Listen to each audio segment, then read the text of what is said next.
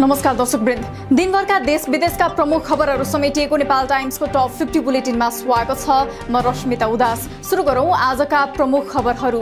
बाजुराको बुढीगंगा नगरपालिकामा हिजो भएको पालिका चुनावको मतगणना जारी। वडा नम्बर 1 र 10 को मतगणना हुँदै एमालेबाट प्रमुखमा रामबहादुर बानिया र गठबन्धनबाट रङ्गखाती चुनावी मैदानमा।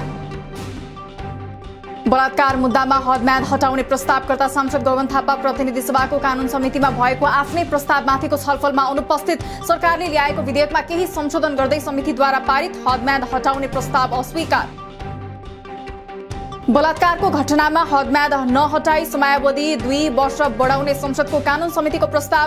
करणीको परिभाषा, हदम्याद लगायतका यौनजन्य हिंसा सम्बन्धी भएका कानूनहरूको अध्ययन गरी समग्र कानून सुधारका लागि विधेयक प्रस्तुत गर्न निर्देशन। संसदमा 2075 साल साउन 22 गतेदेखि विचाराधीन नागरिकता ऐन संशोधन विधेयक फिर्ता। विधेयक फिर्ताको प्रस्ताव संसदले बहुमतले पारित गरेसँगै नागरिकता ऐन संशोधन विधेयक प्रतिनिधि सभाबाट फिर्ता। तुरुन्तै नागरिकता विधेयक ल्याइने गृहमन्त्री बालकृष्ण खाँडको दाबी। विचाराधीन विधेयकमा रहेका विवादित विषयहरू कायमै राखेर अगाडि बढाउन भन्दा फिर्ता लिएर नयाँ विधेयक ल्याउँदा सहज हुने र दलीय सहमति जुटाउन सहज हुने प्रष्टीकरण। एमालेले संसदमा रहेको नेपाल नागरिकता पहिलो संशोधन विधेयक 2075 लाई फिर्ता लिने सरकारको प्रस्तावमा जनायो आपत्ति। 2 वर्षसम्मको राज्य र सांसदहरूको लगानीलाई खेर फाल्न नहुने जिकिर। संसदमा पेश भएको नागरिकता सम्बन्धी विधेयक फिर्ता लिएर सरकारले नागरिकता कानूनको भ्रूण हत्या गरेको एमाले नेता शेरबहादुर तामाङको आरोप। नागरिकता सम्बन्धी विधेयक फिर्ता लिने सरकारको प्रस्ताव प्रति विरोध। बस र सिनेमाको टिकट जस्तो नागरिकता बाँड्न नहुने नेमखिपा नेता प्रेम सुवालको तर्क। नागरिकता समस्या समाधानका लागि भारतसँगको खुला सीमा बन्द गर्नुपर्ने र त्यसका लागि 47 अर्ब लाग्ने उल्लेख। आमा बुवाको वंशजको नागरिकता भए मात्र वंशजको नागरिकता पाउने व्यवस्था गर्न माग। नेपाली नागरिकसँग विवाह गर्ने विदेशीहरूलाई 20 वर्षपछि कृत्रिम नागरिकता दिनुपर्ने सांसद सुवालको धारणा। कृत्रिम नागरिकता लिन पनि लिखित परीक्षा दिने व्यवस्था गर्नुपर्ने माग। करको दर हेरफेर गराउन अनाधिकृत व्यक्तिलाई संलग्न गराएको आरोप लागेका निवर्तमान अर्थमन्त्री जनार्दन शर्मामाथि आउँदो मंगलबारबाट छानबिन शुरू हुने। संसद सचिवालयका अनुसार मंगलबार बस्ने विशेष समितिको पहिलो बैठकले समितिको संयोजक तय गर्ने। 2063 सालको वैशाख 11 मा तत्कालीन राजा ज्ञानेन्द्र शाहले गरेको सम्बोधनको वक्तव्य आफूले लेखेको एमाले अध्यक्ष केपी शर्मा ओलीको दाबी। आफूले ड्राफ्ट गरेको सम्बोधनको पत्र पढेपछि संसद पुनर्स्थापना भएको तर्क। वर्तमान सरकार नराम्रा कामहरूको थुप्रो भएको एमाले अध्यक्ष ओलीको आरोप। देउबा नेतृत्वको सरकार अविलम्ब हट्नुपर्ने तर्क। सरकार आफै नहटे जनताले टिपेर मिल्काउने अवस्था आउन सक्ने चेतावनी। कम्युनिस्ट मिलेको हेर्ने चाहना जनतामा रहेको एमाले पोलिट ब्युरो सदस्य खिमलाल भट्टराईको भनाई। कम्युनिस्ट नमिलेमा संविधान कार्यान्वयन सही दिशामा नभई देशको अवस्था झनै बर्बरतातिर जाने दाबी। राष्ट्रपति विद्यादेवी भण्डारीद्वारा शुक्रबार 3 देशका लागि नेपाली राजदूत नियुक्त। ओमानका लागि डोरनाथ अर्याल, साउदीका लागि नवराज सुवेदी र श्रीलङ्काका लागि वासुदेव मिश्रले पाए नियुक्ति। पालिकाहरूले बजेट पेश गरे नगरेको रिपोर्टिङ नगर्दा समस्या भएको संघीय मामिला मन्त्रालयको गुनासो। बजेट ल्याएका पालिकाले पनि विवरण प्रविष्ट नगर्दा यकिन तथ्याङ्क निकाल्न समस्या। अन्तर्राष्ट्रिय सीमा सुरक्षामा सबै पक्ष सनाखो रहनुपर्ने प्रधान सेनापति प्रभुराम शर्माको भनाई। सीमामा तारबार लगाउन प्रस्ताव। एमालेको अवरोधका कारण गण्डकी प्रदेशसभाको शुक्रबारको बैठक स्थगित। प्रदेश सरकारले टुक्रे बजेट बाँडेको प्रति असन्तुष्टि व्यक्त। बजेट बनाउने र प्रस्तुत गर्ने काममा मनपरी गरेको भन्दै एमालेको विरोध। आफूले सरकारी सुविधा बापत पाएको गाडी बेचेर रोलर किन्ने धरान उपमहानगरका मेयर हर्क साम्पाङ राईको घोषणा। सडकका खाल्डाखुल्डी पूर्ण रोलर नभएको अवस्थामा आफूले गाडी चढ्नु उपयुक्त नहुने तर्क। अबको 5 वर्ष रफ्तारमा काम गर्ने भरतपुर महानगरकी मेयर रेणु दाहालको भनाई। यो कार्यकालमा पनि विगतको जस्तै साझा ढंगबाट सबैसँग हातेमालो गरेर अगाडि बढ्ने उल्लेख। देवघाट आवतजावत गर्न वृद्ध वृद्धालाई निशुल्क बिजुली बस सञ्चालनमा ल्याउने। जसपा संघीय परिषद अध्यक्ष डाक्टर बाबुराम भट्टराई र काठमाडौँ महानगरका मेयर बालेन्द्र शाह बीच भेटवार्ता। भेटवार्तामा महानगरका समस्या र योजनाबद्ध विकासबारे सार्थक विमर्श भएको भट्टराईद्वारा उल्लेख। अख्तियारद्वारा विराटनगर महानगरकी निवर्तमान उपमेयर इन्दिरा कार्की सहित 9 जना विरुद्ध भ्रष्टाचार मुद्दा दायर। पोखरीमा पार्क निर्माण कार्यमा उपभोक्ता समितिबाट वास्तविक रूपमा भए गरेको कार्यभन्दा बढी चढाई, करिब 10,55,000 बढी भ्रष्टाचार गरेको आरोप।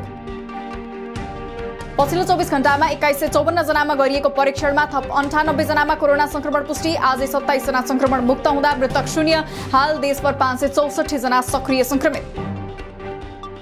सरकारको व्यवस्थापकीय कमजोरीका कारण कोरोना विरुद्धको 10 लाख डोज भन्दा बढी खोप खेर जाने अवस्थामा साउनको पहिलो साता कोभिसिल्डको 10,79,00,000 मात्रा खोपको म्याद गुज्रिँदै खोप अभियान भने सुस्त। कर्णाली प्रदेशमा बालबालिकामा कुपोषणको समस्या बढ्दै प्रदेशका 10 जिल्लामा कुपोषण हटाउने प्रयास गरे पनि अवस्थामा सुधार आउन सकिन। 5 वर्ष मुनिका 36% बालबालिकामा कम तौल र 55% बालबालिकामा कद नबढ्ने समस्या। विभिन्न क्षेत्रमा देखा परेको नाइरोबी फ्लाईको संक्रमित झापामा पनि देखियो। झापाका मेचीनगर, अर्जुनधारा र बिर्तामोड नगरपालिका क्षेत्रमा नाइरोबी फ्लाईका संक्रमित फेला। स्थानीय मेडिकलहरूमा एन्टिभाइरल क्रिम किन्न आउनेको भिड बढ्दो। भिटामिन जन्य औषधिको जथाभावी बिक्री र प्रयोग नगर्न औषधि व्यवस्था विभागको आग्रह। नेपालमा दर्ता नभएका र अनुमति नपाएका औषधि र भिटामिन अब प्रयोग गर्न नपाइने। केही बालबालिकामा औषधिको साइड इफेक्ट देखिएको दावी। सल्यानमा एक 14 वर्षीय बालिकामाथि सामूहिक बलात्कार, जबरजस्ती करणी गरी फरार भएको आरोपमा जाजरकोटका 22 वर्षीय रमेश भण्डारी र 20 वर्षीय दिल्ली बस्नेत पक्राउ। अश्लील तस्विर देखाएर पूर्व प्रेमिकालाई ब्ल्याकमेल गरेको अभियोगमा एकीकृत समाजवादी धादिङ जिल्ला कमिटी सदस्य नीलकण्ठ नगरपालिका 14 का 32 वर्षीय टीकाराम नेपाली पक्राउ। नेपालीमाथि जबरजस्ती करणी सम्बन्धी कसुरमा अनुसन्धान हुँदै। राउटे युवतीमाथि यौन दुर्व्यवहार गर्ने चोमन घरती मगर र भूपेन्द्र बुढा मगरलाई 7-7 वर्ष कैद सजायको फैसला सुनाइयो। होटल सञ्चालक मनबहादुर पुनलाई 3 वर्ष 6 महिना कैद र 1 लाख रुपैयाँ जरिवाना तोकियो। सङ्खुवासभाको चैनपुर नगरपालिका 10 दुमकटामा मलामी बोकेको ट्र्याक्टर दुर्घटना हुँदा 2 जनाको मृत्यु, 42 जना घाइते। ट्र्याक्टर चालक चैनपुर 10 का 34 वर्षीय मोहन कुमार तामाङ पक्राउ। त्रिचन्द्र क्याम्पसका विद्यार्थीहरूद्वारा क्याम्पस बचाउन आग्रह गर्दै सोलिडारिटी मार्च अभियानको आयोजना। क्याम्पस रुग्ण अवस्थामा पुगेको भन्दै त्रिचन्द्र क्याम्पस बचाऊ, प्रधानमन्त्रीले अध्ययन गरेको क्याम्पस कहिले बन्ने नारा लेखेका प्ले कार्ड बोकी प्रदर्शन।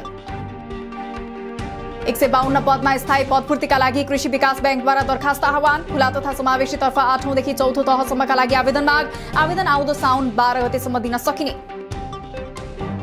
कोशी ब्यारेजमा जलचरका लागि बनाइएका 2वटा फिस ल्याडर सञ्चालनमा नआउँदा डल्फिनलाई समस्या बढ्यो। नेपाल र भारतको सहमतिमा फिस ल्याडर बने पनि केही वर्ष सञ्चालनमा आएर बन्द।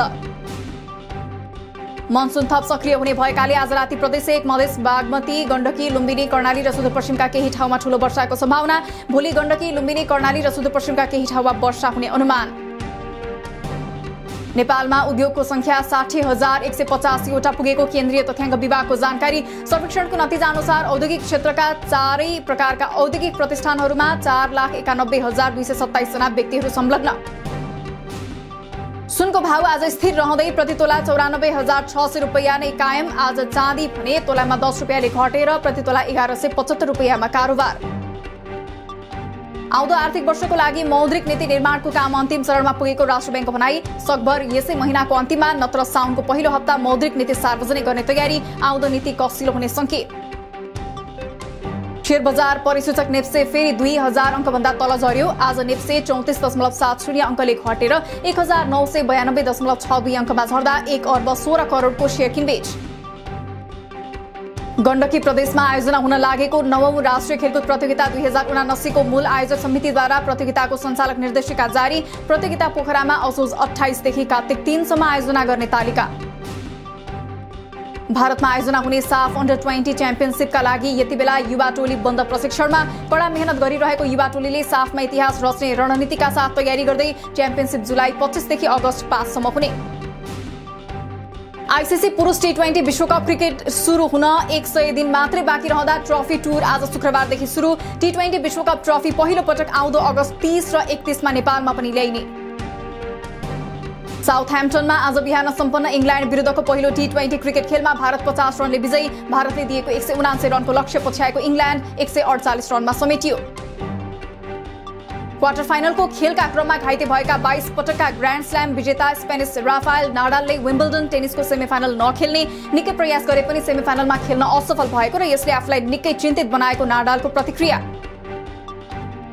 विश्व फुटबल महासंघ फिफाका पूर्व अध्यक्ष सेप ब्ल्याटर र उपाध्यक्ष मिचेल प्लाटिनी एक आर्थिक अपचलनको मुद्दामा निर्दोष ठहर। अदालतमा दिएको बयान अनुसार प्लाटिनीले आफूलाई पैसाको जरुरी नभएका कारण नमागेको जिकिर।